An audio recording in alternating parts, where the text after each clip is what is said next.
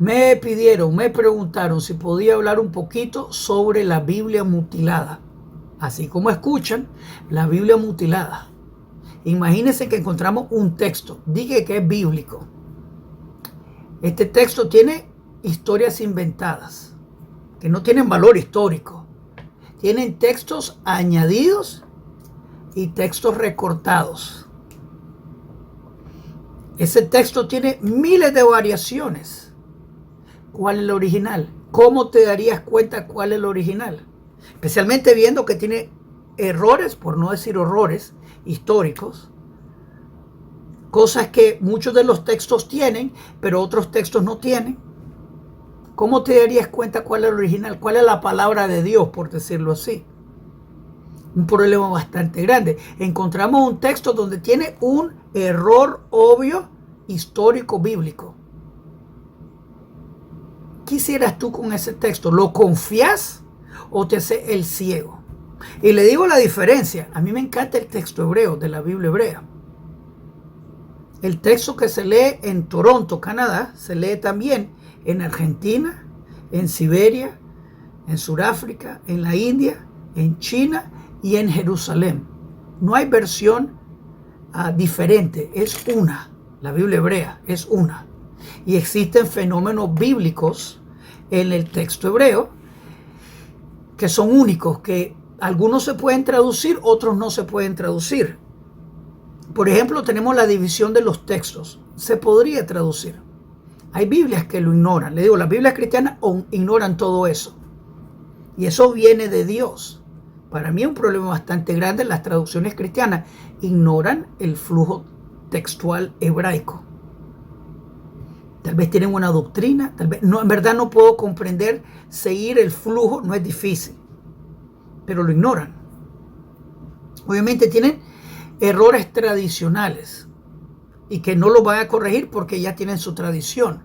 Por ejemplo, el mar de Juncos, que así se llama, y lo llaman el mar rojo por un error tradicional que vino del King James, que eventualmente se pasó a la Reina Valera. El mar rojo no existe, es el mar de Juncos.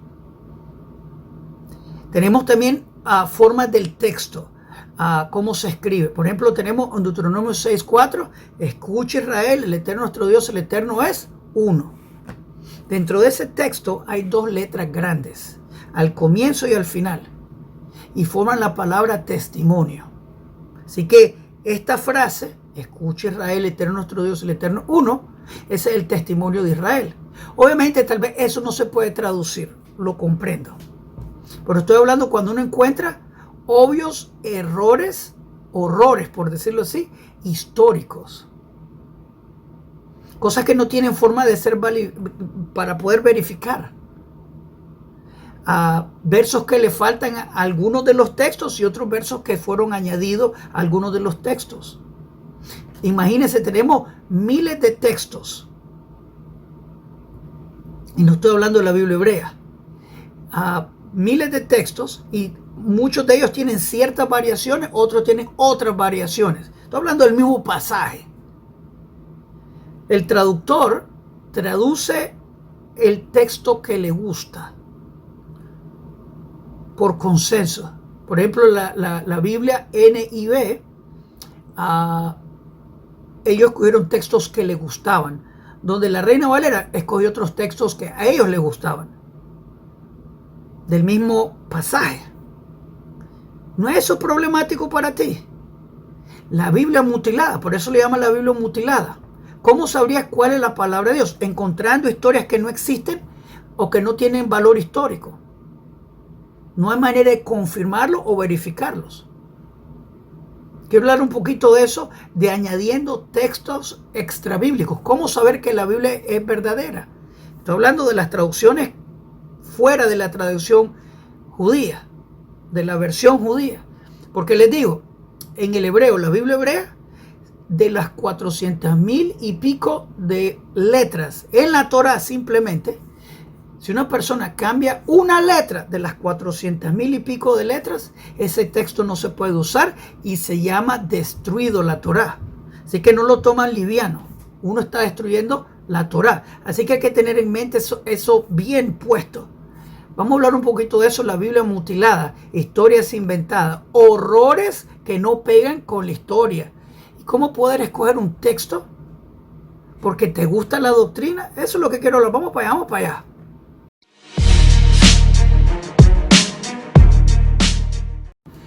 Shalom Aleichem. Yohanan para Punto Breslev. Textos mutilados. ¿Le arrancaron versos o le añadieron versos? Michael Root, de un rudo despertar. Él te lo dice con la cara firme. No, ese pasaje fue inventado, eso lo añadieron más tarde. ¿De cuáles? Si existen miles de textos, por ejemplo de Mateo. Lo mismo dice también Abraham. No, ese texto del nacimiento virginal, eso lo añadieron más tarde. Muy bien. ¿Cuál es el original?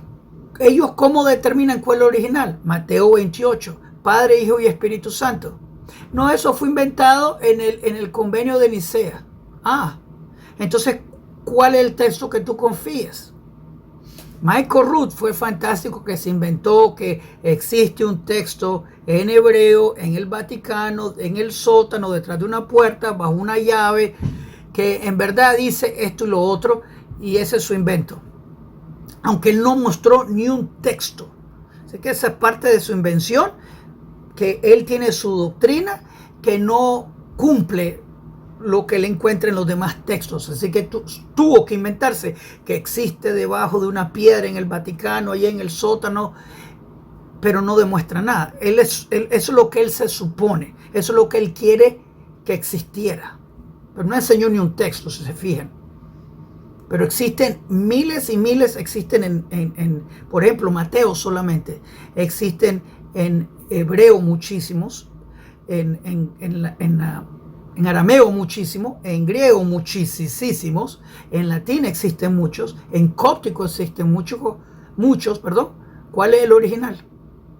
¿Cuál es el original? Todos con variaciones, con historias inventadas. Ayer estaba hablando sobre la entrada triunfal de Jesús. Entra a Jerusalén y están con las palmas en las manos y están gritando: Ana Hashem Oshiana, Ana Hashem Aslejana. Sálvanos, Hashem, libéranos. Problema es que esa es la celebración de tabernáculos que se llama Hoshana Rabbah. Es el último día de tabernáculos, que eso es en octubre. Pero de acuerdo al texto, Yeshu está entrando 4 días antes de la Pascua, que es en abril. Un error de varios meses. Y dije que pasó en 4 días. Hay gente que me protestó porque dije que se robó Jesús unos burritos.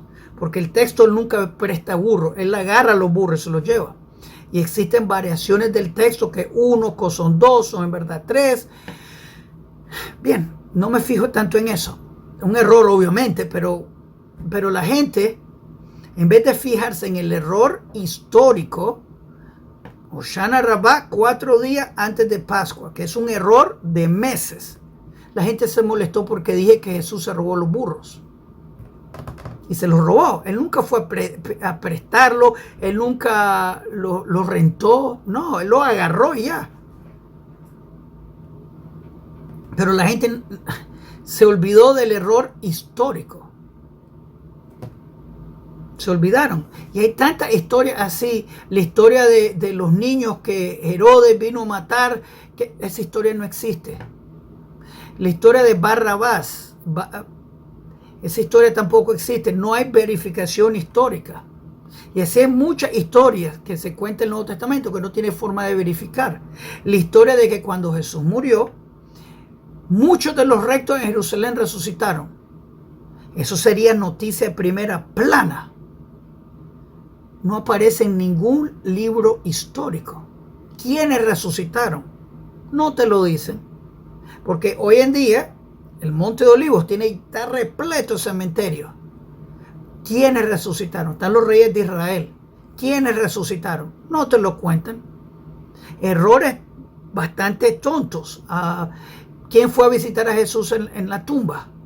En uno dice que fue María Magdalena y solita y quería tocarlo y no lo dejó tocar. Yeshua no dejó tocar a ella. En otra es varias mujeres y sí lo tocan. En otra un hombre que va a visitarlo, creo que es Pedro. En una le dice a María Magdalena, la primera, le dice, no me toques porque no soy al Padre. En la siguiente historia con Tomás le dice, tócame. Incongruencias. Obviamente el nacimiento virginal, que Michael Rood dice, y también Damen Abraham, en verdad eso fue añadido. Y en verdad dice que José es el papá. ¿Dónde está el texto?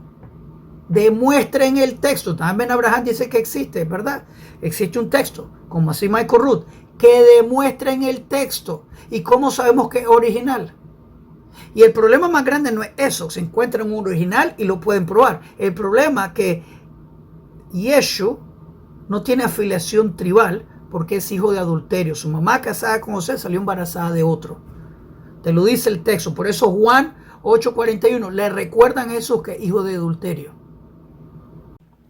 Ok, antes de continuar quiero darle bienvenida a todos los nuevos. Repórtense de dónde están viendo, díganos cómo le estamos ayudando. También quiero que por favor le hagan me gusta a este video y se suscriban al canal, que le hagan clic a la campanita para que le contemos cuando los siguientes videos en este canal vengan.